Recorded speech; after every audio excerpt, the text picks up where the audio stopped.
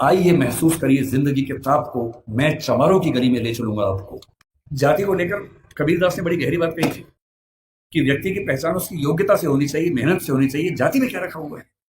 उन्होंने कहा, जाति ना पूछो साधु की, पूछ लीजिए ज्ञान। ज्ञान पूछो, मोल करो तलवार का, पड़ी रहन दो म्यान। म्यान में क्या रखा है?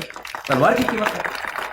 और मेरा मन कहता है कि मैं अपने समाज के बच्चों से, केवल आपसे नहीं, मैं अपने घर के बच्चों से भी यही कहता हूँ कि जिंदगी जियो तो वैसी जियो कि आपके जाने के बाद लाखों करोड़ों व्यक्तियों का जीवन बेहतर बने। और ये मजाक नहीं है।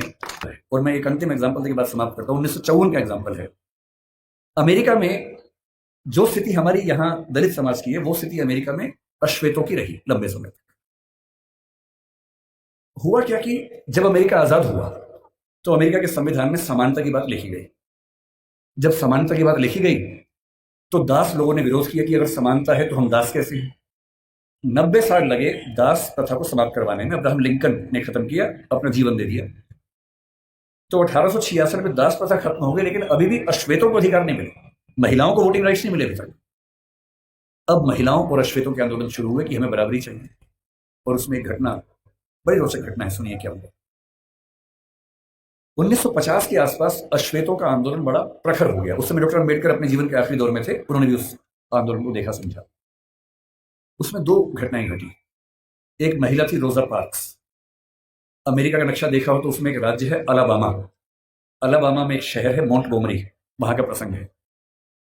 अस्पृश्यता कुछ मात्रा में अमेरिका में भी थी और देशों में भी थी। कैसे थी देखिए, वहां एक नियम था कि जो सरकारी बसें होती थी उन बसों में शुरू की 4 सीटें केवल श्वेत लोगों के लिए होती थी और चौथी सीट के पीछे अश्वेत लोग बैठ सकते थे। वो भी एक कंडीशन पे कि यदि श्वेतों की 4 सीटें भर गई और फिर कोई श्वेत आ गया तो अश्वेत को सीट छोड़नी पड़ेगी। ये कंडीशन थी। तो लोग करते थे, बैठते थे, 4 सीट छोड़ते थे। कोई श्वेत आ गया, उठते थे, छोड़नी पड़ती थी। उनको खराब लगता था। ये वही पानी है जो उनको नहीं मिलता था, है ना। इसके लड़ना नहीं है, प्यार से लेना है, झगड़ा नहीं करना है। एक दिन उनके जैसा जी के देखो कि पानी नहीं मिला। एक दिन जी के देखो ताकि समझ में आए कि उनका जीवन कैसा था। खैर, एक महिला थी जिसका नाम था रोजा पार्क्स। करीब 40 साल की, बहुत ही सभ्य महिला थी, अश्वेत महिला थी। कई बार उठ चुकी थी बस से, बस में बैठती थी, उठा दिया जाता था। एक दिन उसको बहुत गुस्सा आ गया।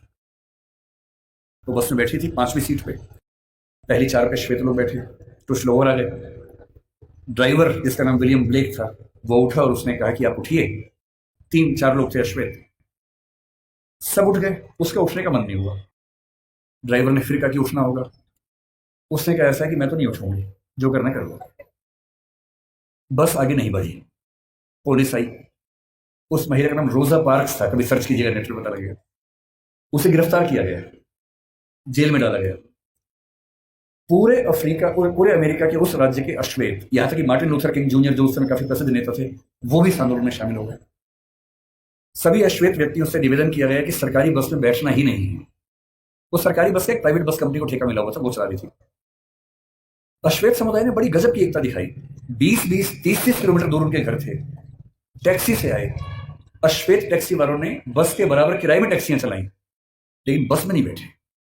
1 दिन, 2 दिन, 3 दिन, होते होते 381 दिन आंदोलन चला। 381 दिन, 1 साल से ज्यादा कोई बस में नहीं बैठा। और अंत में अमेरिका के सुप्रीम कोर्ट को इस कानून को खारिज करना पड़ा जिसमें अश्वेत बैठ नहीं सकते थे। और वहां उस आंदोलन की समाप्ति हुई। और अगर आपको लगता हो कि आपका जीवन खराब है, एक और घटना से अंतिम बात करके समझ लें। अमेरिका में जब समानता आई तो स्कूल शुरू हुए। अश्वेत बच्चे बोले हम भी स्कूल जाएंगे। कुछ कुछ अम्बेडकर जी की याद आपको आएगी इस घटना से। अब अश्वेत बच्चे स्कूल जाएंगे, ये तो वहां के संविधान में लिखा हुआ था। तो वहां की सरकारों ने क्या रास्ता निकाला, कुछ स्कूल श्वेतों के लिए, कुछ अश्वेतों के लिए बना दिए। मामला सुप्रीम कोर्ट में गया कि भैया क्या समानता है, हम भी उसी स्कूल में पढ़ेंगे।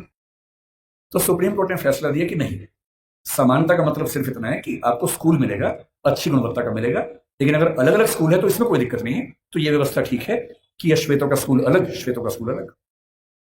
अब ये बड़ी दिक्कत थी अश्वेतों को। आंदोलन चलता रहा, चलता रहा, चलता रहा। 1954 में जब आंदोलन चल रहा था ये वाला, सुप्रीम कोर्ट अमेरिका का, उसको भी लगा कि अब समय बदल रहा है। और अमेरिकी सुप्रीम कोर्ट ने एक नया फैसला दिया, ब्राउन का मामला कहते हैं। और उसमें उसने घोषणा की कि समानता का जो 14th अमेंडमेंट की समानता उनके यहाँ है, उसके तहत समानता का सही मतलब ये है कि जिस स्कूल में श्वेत बच्चे पढ़ेंगे उसी स्कूल में उसी क्लास में अश्वेत बच्चे भी पढ़ेंगे। ये 1954 में हुआ। अम्बेडकर साहब 56 में गए, उनके सामने की बात है, 2 साल आखिरी थे उनके पास। अब जब ये हुआ तो अमेरिका में हंगामा हो गया। श्वेत समुदायों ने इतना हंगामा किया, अपने शहर तक बदल लिए ताकि एक ऐसे जगह जाके रहें जहां केवल श्वेत लोग रहते हैं, उनके स्कूल में केवल श्वेत लोग पढ़ें। अब अश्वेत बच्चे स्कूल में कैसे जाएंगे? तो हुआ कि जो बस जाती है स्कूल की श्वेत बच्चों की, उसमें अश्वेत बच्चे भी जाएंगे। और मैंने वो कहानियां पढ़ी हैं विस्तार में। जब पहली बार अश्वेत बच्चे श्वेत बच्चों के साथ स्कूल में गए, उस बस को घेर कर पुलिस की कम से कम 10 गाड़ियां आगे पीछे चल रही थी, क्योंकि किसी भी तरफ से हमला हो सकता था, गोलियां चल सकती थी, बच्चों की हत्या हो सकती थी। और बहुत भारी संख्या में पुलिस बस के साथ साथ स्कूल के अंदर, स्कूल के बाहर खड़ी होती थी। बहुत प्रसिद्ध विचारक हुए सफदर हाशमी, उन्होंने मजदूर समाज के लिए एक बात कही थी जो मैं आपको कह रहा हूं। उन्होंने एक गीत लिखा कि शिक्षा से ही बदलाव हो पाएगा। वो कहते हैं, पढ़ना लिखना सीखो ओ मेहनत करने वालों, पढ़ना लिखना सीखो ओ मेहनत करने वालों, पढ़ना लिखना सीखो ओ भूख से मरने वालों, क ख ग घ को पहचानो, अलिफ को पढ़ना सीखो, अ आ इ ई को हथियार बनाकर लड़ना सीखो।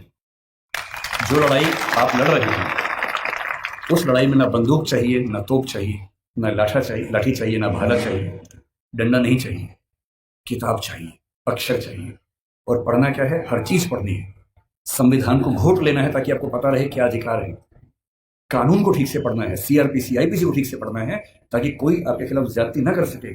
हर नागरिक को पता होना चाहिए कि मेरे क्या अधिकार हैं और मैं राज्य से क्या उम्मीद कर सकता हूं। साहित्य भी पढ़ना है, और वो साहित्य देखना है जो साहित्य आम आदमी के पक्ष में है, वो साहित्य नहीं जो भव्य इमारतों के बारे में है। अदम गौंडवी जैसे साहित्यकार को पढ़ना है, कबीरदास को पढ़ना है जो समाज के आम व्यक्ति की जिंदगी को ठीक से समझता है, समझाता है। अदम गौंडवी ने आपके समाज के एक छोटे हिस्से के बारे में इतनी गहरी कविता लिखी, आइए महसूस करिए जिंदगी के ताप को, मैं चमारों की गली में ले चलूंगा आपको।